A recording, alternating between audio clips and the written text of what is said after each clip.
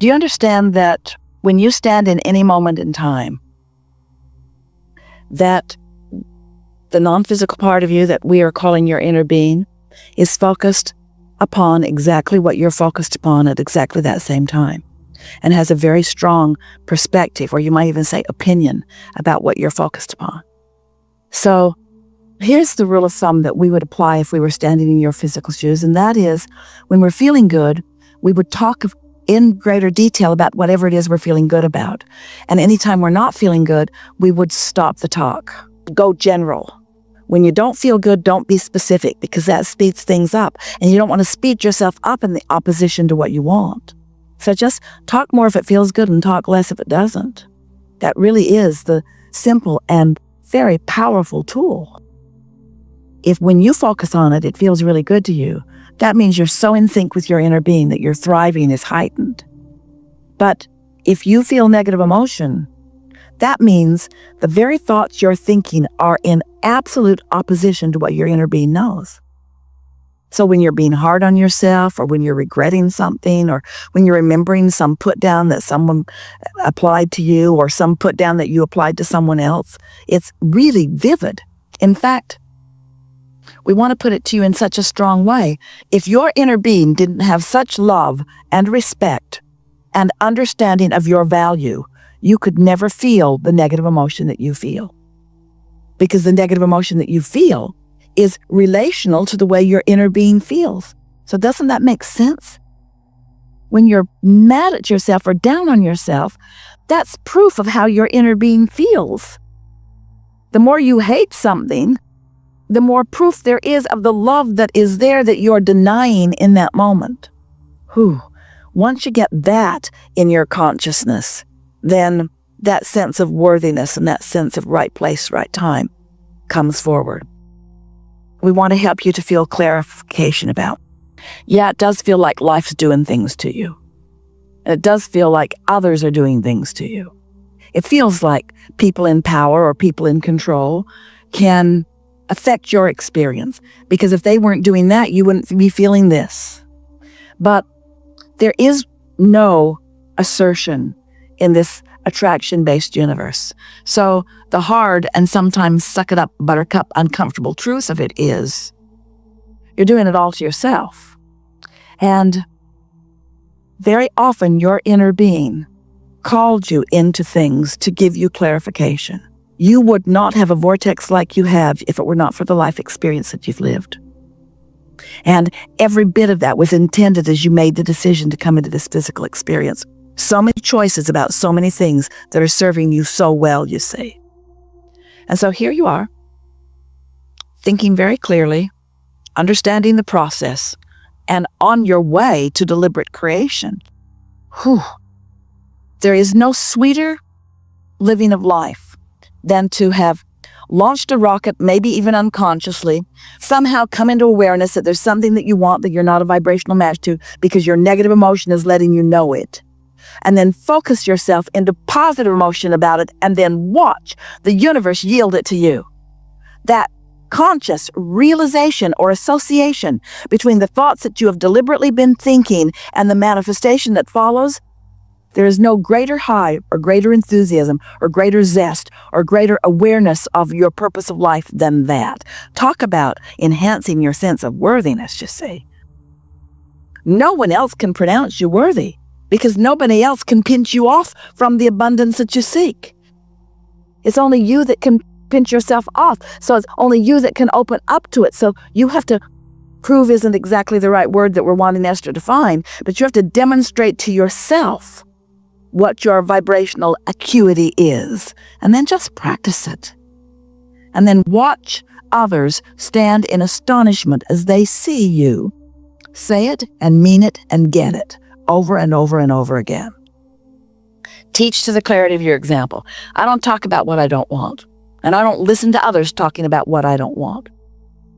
If I'm at a dinner table or at a party and they're talking about lack or sickness or things that I don't want, I get up and I go find something else to do, and I come back, and if they're still talking about it, I get up and I come back, and if they're still talking about it, I get up, and if I come back and they're still talking about it, I get up.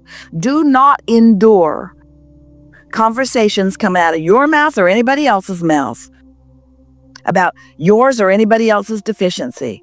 And don't walk away in anger. You're not running away from what you don't want. You never can. Run away from it. It just comes right along with you. Go to where you want to go, in other words, and look back smiling at them. Love you guys. We'll talk to you when you start talking right.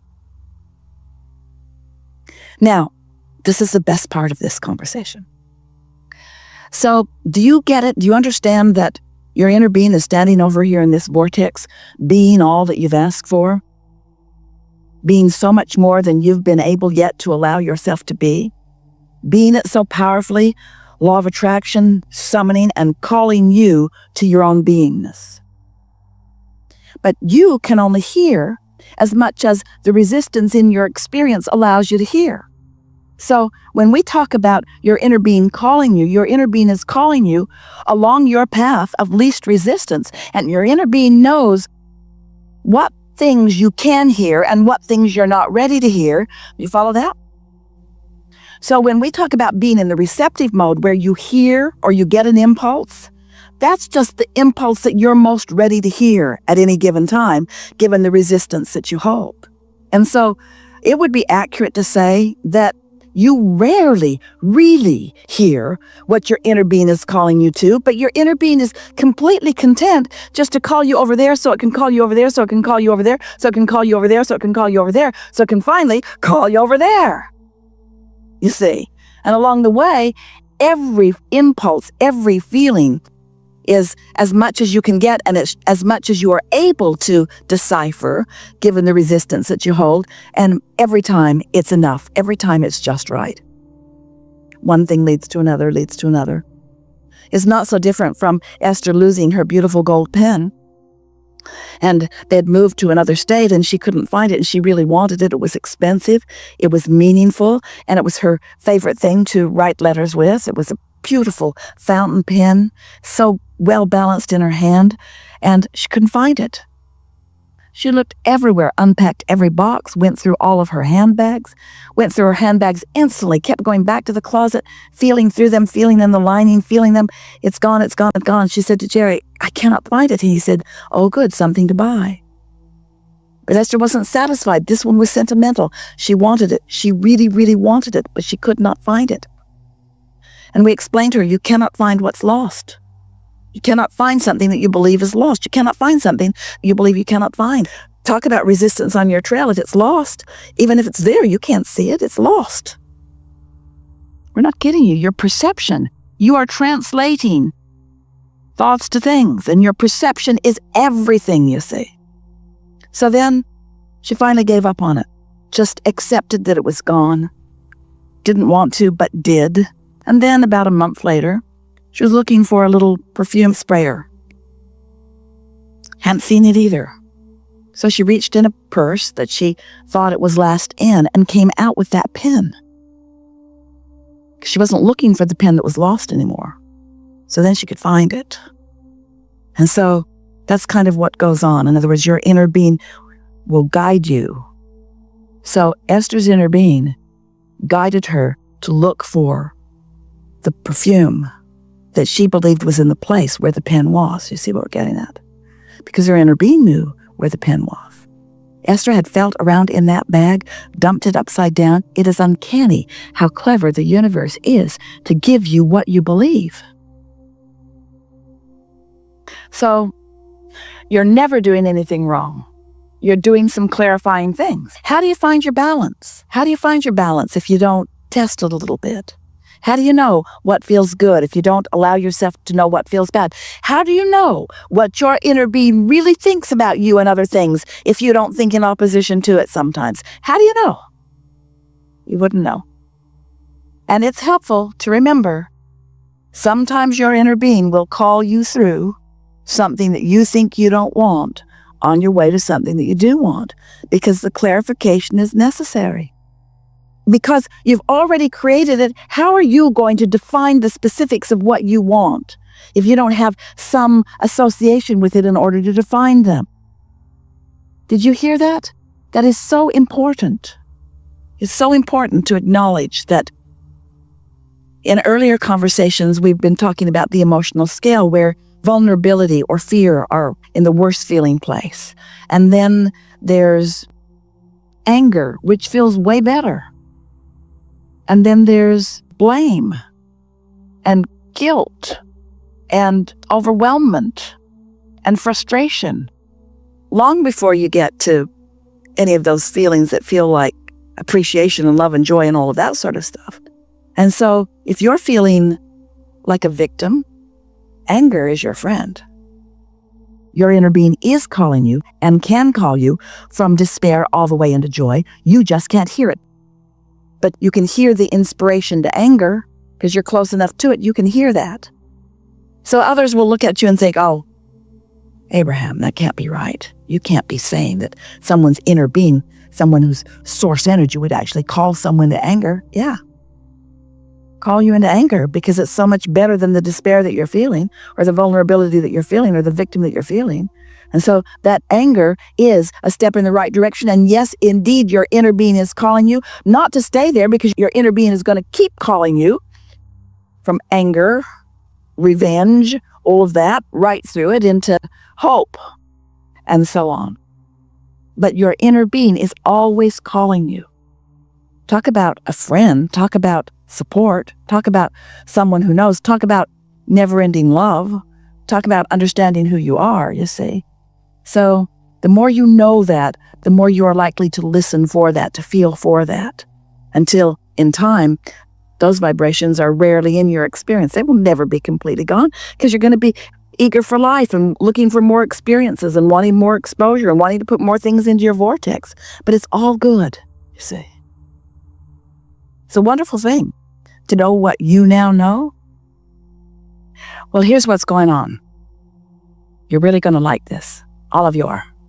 So, as you're sifting through the details of life, you're launching these incremental rockets of desire.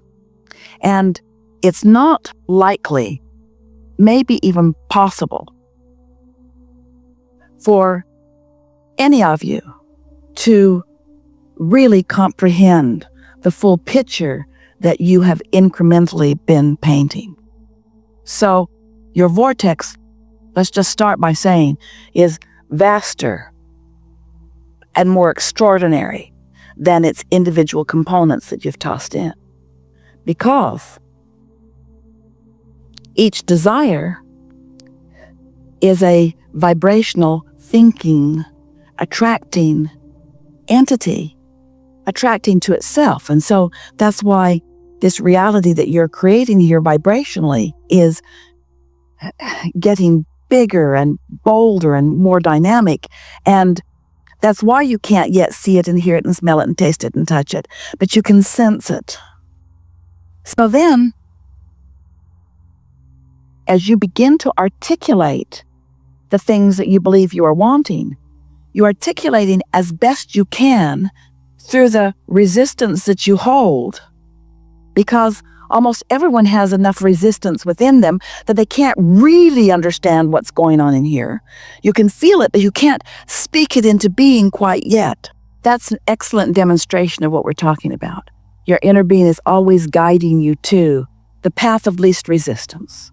And it's your path, and it's your resistance. And we really want you to hear us when we say, your inner being holds no judgment about the resistance that is on your path. Just understands it and guides you over and under and around and through it. What difference does it make? Aren't interesting journeys interesting? So the key is to just be as happy as you can be, as often as you can be happy, and therefore in the state of as least resistance as possible, and then follow your impulses. That takes a little practice to trust yourself to do that, doesn't it?